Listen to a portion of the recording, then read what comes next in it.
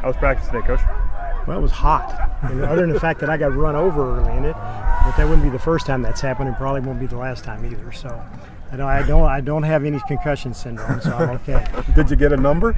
Oh, I know it was 83. I know who it was. The first time it was my fault because I thought the ball was going somewhere else. So I was watching there, and then the next time, well, the same was my fault too. I just couldn't get out of the way. I saw him coming. I just couldn't get out of the way. Lost a step or two, have you? No, I've never had a step or two. How's everything coming together leading up to the Argos? You know, I think that the focus has been good. As I told the defensive guys right now, there's 2 or 3 plays that we ran in that one team period. There's so many times I thought that I went back to see if the heading on it was speed sweep cross boot. We ought to be prepared to stop the things that they've done the best. I know the venerable Mr. Edwards has already asked you about the unfortunate comments Mr. Gill made yesterday, but I want to get your take on now. Were you able to speak with him? I most certainly spoke to him. And how did that go? He denied, after I read him the quote, he denied he said it. And like I told him, I said when I first heard it, I thought it was a joke. And I had no idea what they were talking about. And then I saw it in print, and I felt like I should at least call him and tell him he's getting bad information. How frustrating was that for you? And it's just part of what goes on. Yeah. Does it have the potential to be a distraction this week, Coach? Well, I hope not. It doesn't distract me.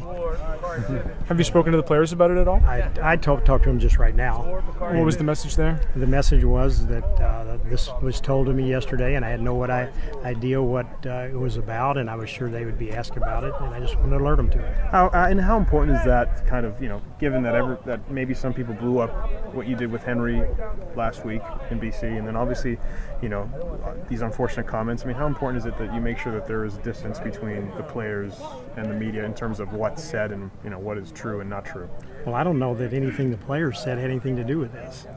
No, sorry. I mean for what the media is saying. Make sure that there's a distance so that they don't get caught up in this this kind of stuff. Yeah, I'm not exactly sure what you're asking. No, in terms of people went ahead and maybe blew up what happened with Henry excessively, saying that you benched him and now there's a rift, and then now obviously what Darren's saying yesterday.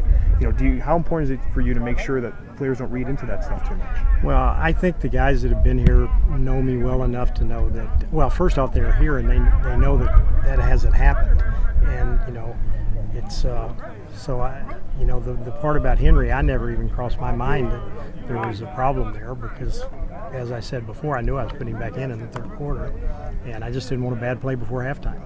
Did you talk to Casey at all about the comments? Well, yeah, because he was.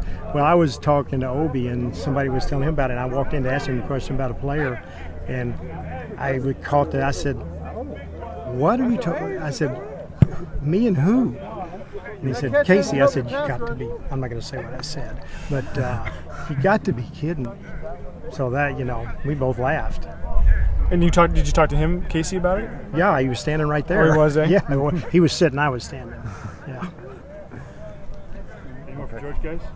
I mean, like I said, I couldn't have been more flabbergasted.